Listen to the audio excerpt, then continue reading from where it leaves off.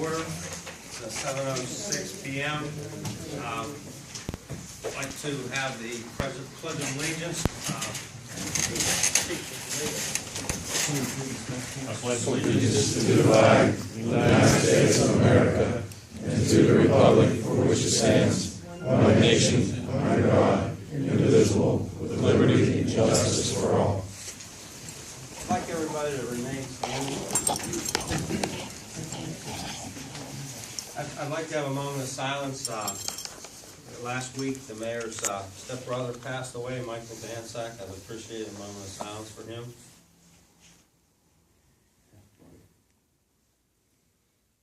Thank you.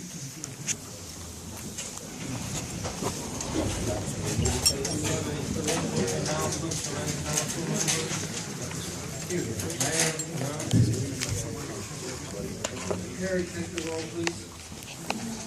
Mr. Ballas. Here. Mr. Shields. Here. Mr. Boudin. Here. Mr. Brennan. Here. Mr. Falks. Here. Mr. Ingles. Here. Mr. Lloyd. Present. Okay. Next is public speakers. Comments will be limited to 3 minutes. Actually, we may break from that rule. Ann Lewis is here. Mayor, would you like to introduce? Yes. Mayor Bonner is also the president of the COG. He serves multiple roles. Thank you very much. I asked Ann Lewis to come this evening because, quite frankly, you know, some of the questions I've been getting, especially from new people, what's a COG? And I don't think 3/4 of the people out there know what a COG is. And that's why I asked Ann to come. But I just want to make a point, too, that some of the people who've asked have been giving misinformation, saying, well, the COGs don't do nothing except eat to have dinner and talk. That's true. We eat and have dinner, and for the last 4 years, I just want to mention that our dues in the last 4 years from Munhall have been $50,899. But in return, we get CDBG grants in those years, the amount of $235,692. Need I go any further? Than that? If you're getting $235,000 for 59, is there some problem with your addition? If anybody's wanting to argue that, good. Stand up and argue. The other thing is, we have scales that we have certified people trained to use, and these are used by all 8 COG communities, and they are obviously for the truck traffic that goes over Route 837. They're obviously to monitor, and these scales, we got them several years ago. We do have them. They're held by the COG, and I think right now, our officer is off sick. Does he have to be recertified? He has to take a refresher course in one part of it, the other part he does not. Okay, but this spring, and I would like that program to get going in high gear, because it's obvious they're going from there. And with that, I just mentioned him 2 subjects. This is the lady that runs the COG. I just help her out. But at any rate, she knows what she's talking about, and I'd like to introduce Ann Lewis and ask her to explain what a COG is. And I'm happy to. Councils of governments are, unusual. They're sort of pseudo-public, pseudo-nonprofit organizations. In the history of Pennsylvania, we've had councils of governments since the early 70s. And the idea behind a council of governments is that the municipalities are empowered by the state to come together and collaborate, cooperate, and share things. And this is codified and formalized by the formation of an organization. And councils of governments can really do anything that a municipality can do if they're empowered by that municipality through ordinance. in our history, Steel Valley Council of Governments is beginning its 42nd year. We're about to celebrate the conclusion of our 41st year. We have done a number of things. The CDBG program is administered in Allegheny County by Allegheny County through the councils of governments. Munhall can only participate in that program through the county, through the COG. Munhall is not large enough to receive that CDBG funding directly from HUD. There are 2 municipalities in Allegheny County that do that. One is McKeesport and the other one is Penn Hills. I don't think there are any more, Bob Callan.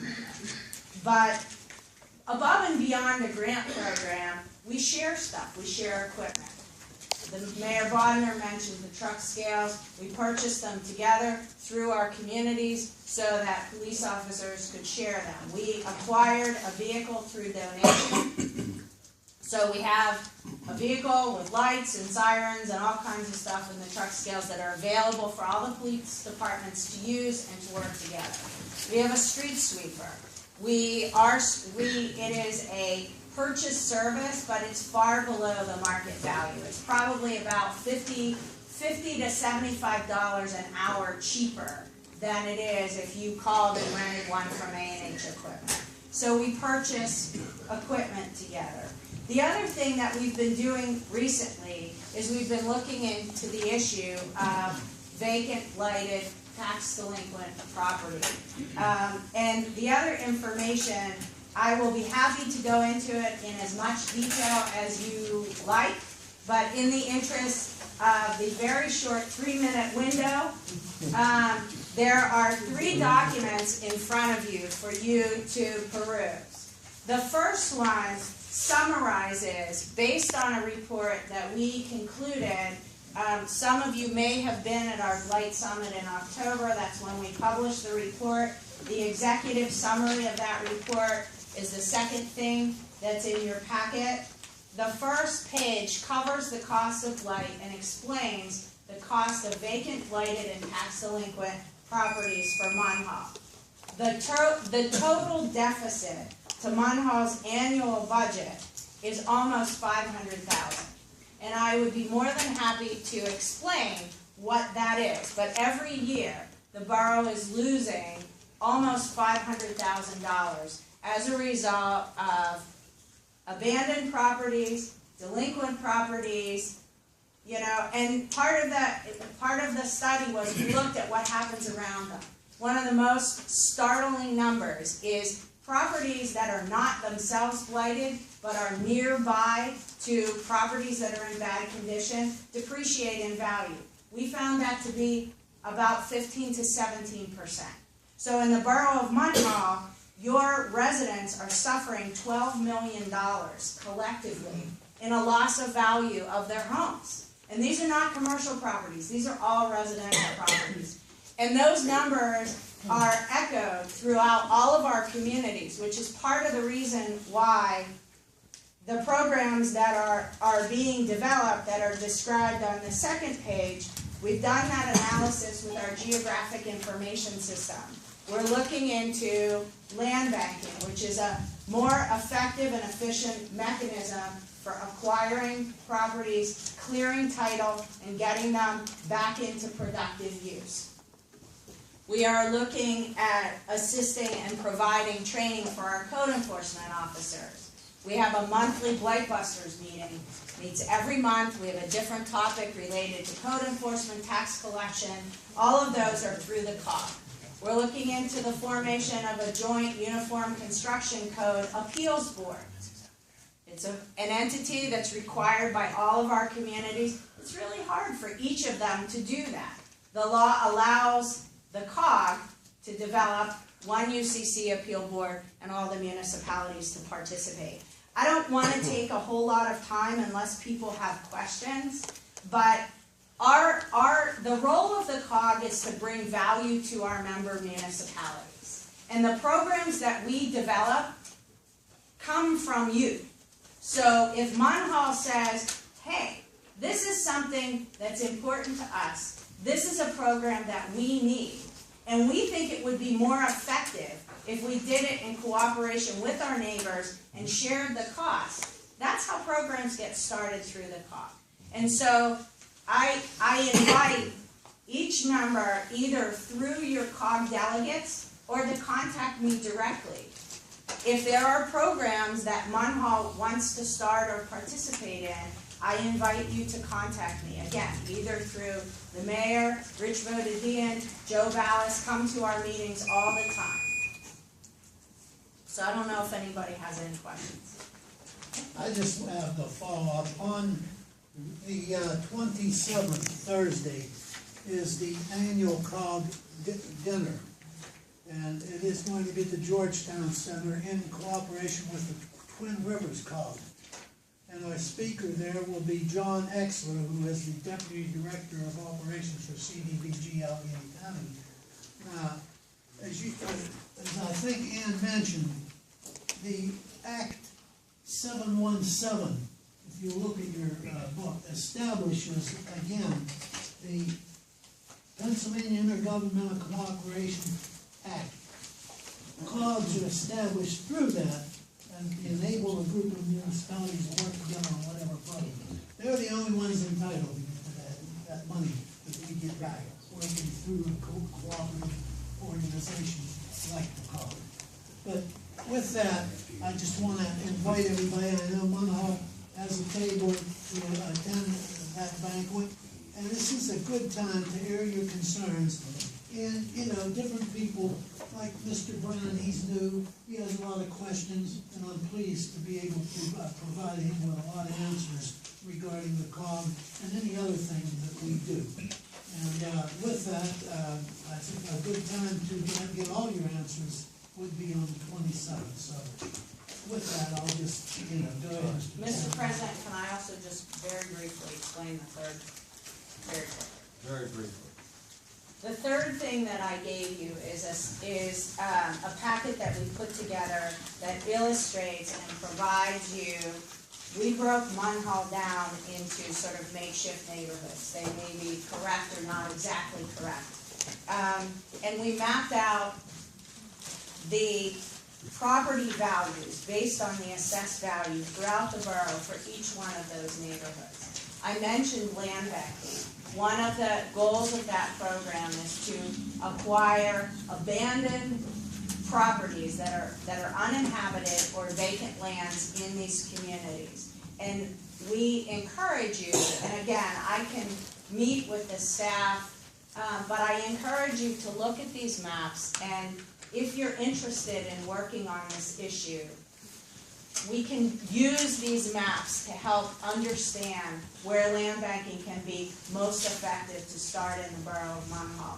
The other thing that would be extraordinarily useful for us to include on these maps for you are your delinquent taxes. So we can look at tax delinquencies and illustrate them within these maps, because especially properties that are chronically tax delinquent, many of those properties have been abandoned, and they would be good candidates for a land bank. Okay. Well, thanks for coming. I encourage everybody. I have one question. Yes, What does CDBG mean? Community Development Block Grant. It is a federal grant program through the Housing and HUD, Housing and Urban Development, United States Housing and Urban Development. But it's a federal program. It is a federal grant program. The money goes from HUD to the county, to the COGS allocate it to Munhall. The way our COG, all the COGs do it differently. Not all municipalities get CDBG money through their COG. Our COG takes the CDBG money, our allocation, and we split it up based on the percentage of dues that you pay.